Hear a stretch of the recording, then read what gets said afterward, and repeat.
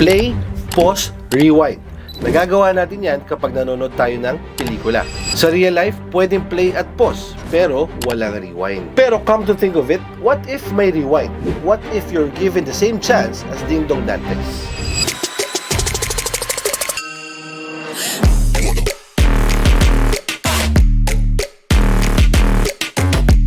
Yo, what's up? It's me, Miko Dominguez, your millennial entrepreneur, and in this vlog, we talk about buhay, bahay, at negosyo. And in this episode, pag-usapan natin ng isang posibilidad na nasa ating isipan.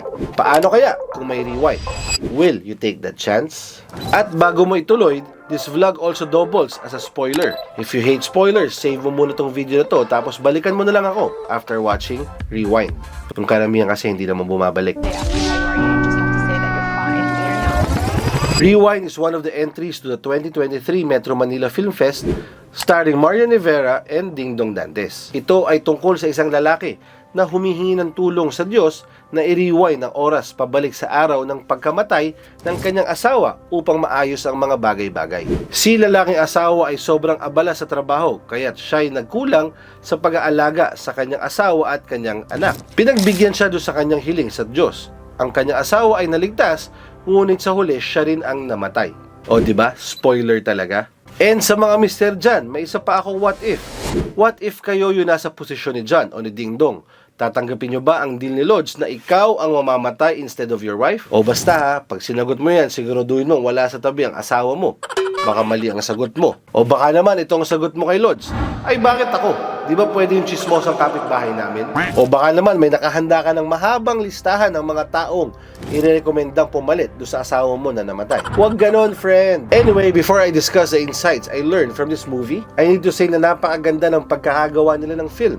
It blended sentimentality, comedy, and family love into one masterpiece. And ipinakita ng Rewind ang malaking improvement sa cinematography and storytelling technique. I think the fact that they were a top grosser film earning almost 400 million pesos is a proof that they captured the hearts of the Filipinos. So eto na nga, let's go right into the insights of this movie. Lahat tayo may regrets, hang-ups, and unresolved business. Nag-break kayo ng tinuturing mong one true love dahil sa sari-saring dahilan. Ang best friend mo noon ay isang stranger na ngayon. O di kaya, isa-isang namamatay ang mga mahal mo sa buhay. Alam kong dumating na sa puntong hinihiling natin kay Lord na sana ibalik sa panahong bago nangyari ang mga trahedya. Dahil kahit isang araw lang, we can do a lot of things to change the outcome. But the reality is there's no rewind. There's only moving forward. In the movie, biglaan ang pagkamatay ni Mary, kaya hindi matanggap ni John. And sadly, the day he lost her was when he realized all his shortcomings. At sa panahon iyon lang siya nagsimulang kausapin si Lord or si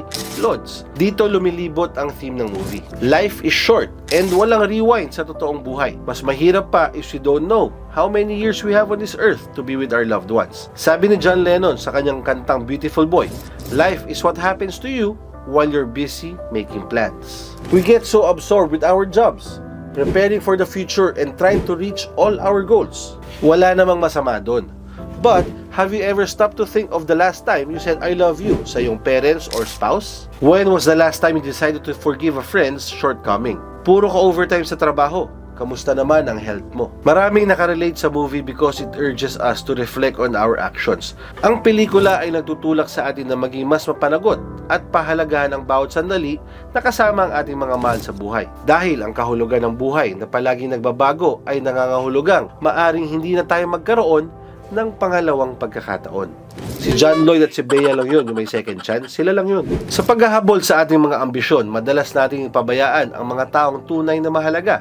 Tinuturo sa atin ng paglalakbay ni John na ang tagumpay sa isang aspeto ng buhay ay maliit lang kung mawawala natin ang koneksyon na nagbibigay ng saysay sa buhay. Life is everything that we think it shouldn't be. It's short, unpredictable, and painful. The movie Rewind serves as a wake-up call. It emphasizes the unpredictability of life and the fact that we cannot turn back time to correct our mistakes. Oh, reminder ulit sa mga mister dyan, kung hindi pa kayo natanong ng mga misis nyo, abay ihanda nyo na ang pangmalupitan nyong sagot sa tanong na, what if ikaw ang nasa sitwasyon ni Ding Dong? Magsasacrifice ka ba para sa akin?